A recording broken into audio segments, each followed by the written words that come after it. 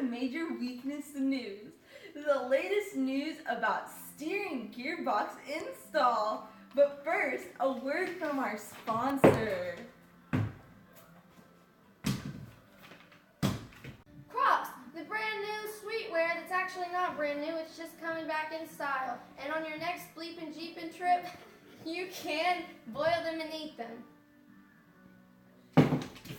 Shout out time! What's up, Bearded Jeeper and Double D and E in the garage?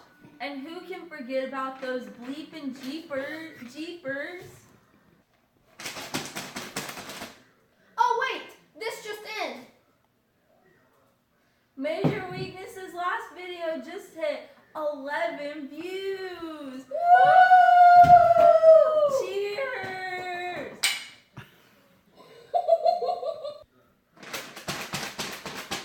Working on Jeeps is nasty, but with these tips, you can be a lean, mean Jeepin' machine.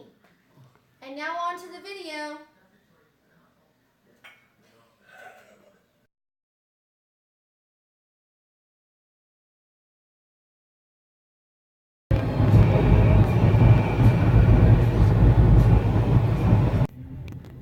Alright, this Jeep has too much play in the steering.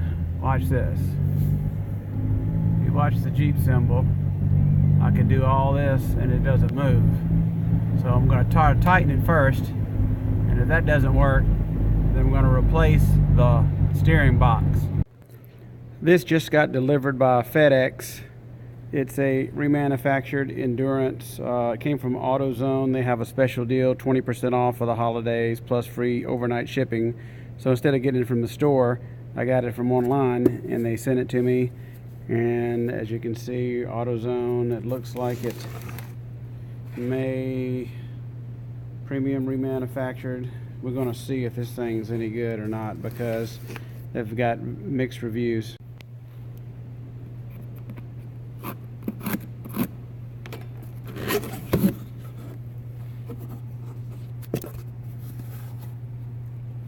Power steering system should be flushed before installation, of course. I can do that. And it's got a packing list here. As you can see, I did not pay $142. I actually paid less than that. You got 20% off coupon and free shipping. I have a core I can turn back for $16. And I actually had a couple of gift cards for my wiper blades that I use. So this was like around $100. So this is way cheaper than anything else. So let's see. Looks wrapped up. Looks good. We're going to test it.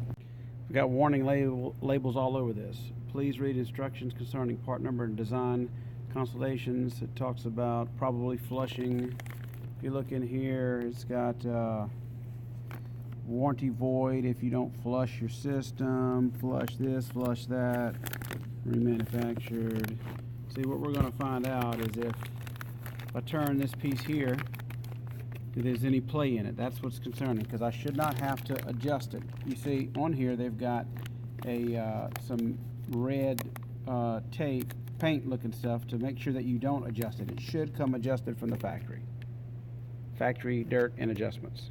Alright, first look, it says that all port threads were in good condition upon new manufacturing. So what they're meaning is that these, where you put your power steering hoses in, that they were all correct and good. So we're going to see about that. And they say all these threads are good. I'm going to test all these before I install it. And another thing you want to look at is these splines. You see, they look okay. The threads are a little beat up. You can tell. You see, this is not brand new by any means, but it should thread your pitman arm goes there. So let's take a look. Make sure everything's okay. So I'm gonna look it over and I'll show you if there's any bad stuff. All right, this is what I'm worried about. I can turn this just a little bit and that doesn't turn. You see? See how I'm turning this like this? But that, it doesn't turn. I have to keep going before it'll start turning. So I don't know if that's an acceptable amount of play or not. I'm gonna have to, I guess, take the old one off, but I was hoping there would be no play in these, but this is the problem I'm having. See, this is just a little bit. So I don't know what's good and what's not. We're gonna find out.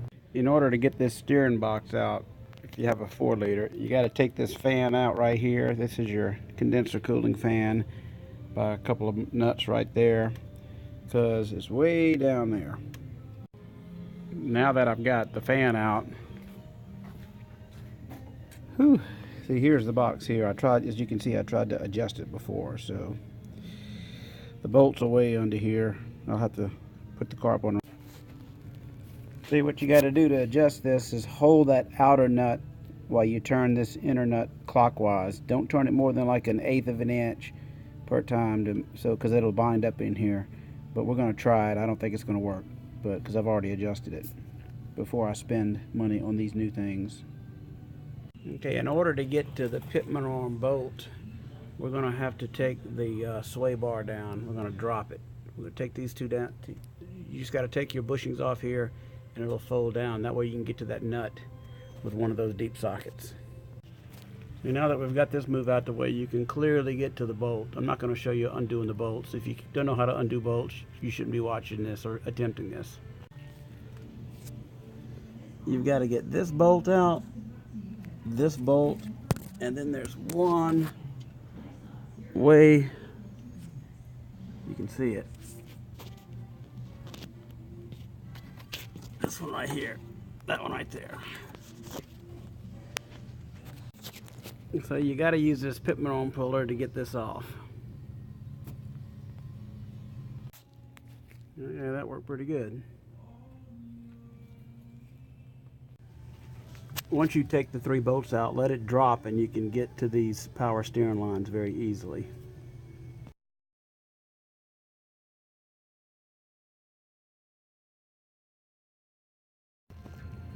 Well, I got it out. I've got to remove this. That goes up to the steering wheel. There it is, not too bad. You got to take this bolt out. It will open that up and then you can pull that off the splines. This is the original one, and these are 2 new ones. Yes, 2 new ones. I ordered this one online because they had 20% off on the AutoZone website, and when I got it, I saw on one of the forums to turn this a little bit and see if this moves, if there's any play, and there is play in this one. So I don't want to go through all this trouble to have to redo it. So I went to the local store and bought this one and told them the situation, and this one has no play. So if you buy one of these, bring you some vice grips and of course a towel so you don't mess up these, and test it before you leave. Another thing I noticed is the one I ordered has this little thing on it right here, and the one that I'm getting, the one that tests good that I got from the store, doesn't have that. My original one doesn't have that. So I'm going to go with that one anyway, but I don't know what the difference is. Also, on there they have these markings that, as you can see, this says K5 and look like a date code. This one also says K5. This might be the inspector, so hopefully he did a good job. And you see they put these little glue marks to make sure you don't do any adjustments. Of course, they both have that, so they both look like they have not been tampered with, but this one has play and this one doesn't. I'll show you. So this one I can move a little bit, and that doesn't, look, that is not moving, and yet this is moving. That is not moving any. So that's this much play. I don't want that. Now this one has no play. I can just barely move it, and it's moving it. There's no play whatsoever. So we're gonna go with this one. All right, one of the things I was wondering is, how do you know that it's straight, that these splines are straight? And it says that the remanufactured rack is centered at the factory. Do not turn the spline shafts, as this would change the spline's orientation. Well, my steering wheel is straight, so we should be good. Of course, flush the system, flush the system. We're going to do that. There's directions on the back of here on how to do that. Okay, I flushed the system, but what I did was I poured new into here, since I'd already taken off the pump, and let it pump it out until clear fluid came out. As you can see, it was nasty. Of course, it went everywhere, splattered all over everything, but I'll clean. That's easy to clean up. But now there's crystal clear fluid coming out of it. Well, I flushed it and it's a mess. All right, first thing I want to do is connect this to this and tighten this. I'm going to put some anti-seize on these. And one of the things that's written all in these directions is these are not stripped out in the remanufactured process, so the warranty's void if they get stripped out. So what I'm going to do is I'm going to clean my bolts up and make sure they all fit before I put this thing in. And you can look, there was Loctite originally on it. I'm also going to chase these bolt threads. This is 1.75, you can see. And as you see, I'll do that with all your threads. Then make sure all your bolts thread into the new one before you try to put it on, so they can't say you didn't strip them. I'm going to put anti-seize on this part of the bolt and Loctite on that part of the bolt. This part of the bolt that goes through here looks like where it gets corroded. Now it comes with these little O-rings, and these go right here on the end of these.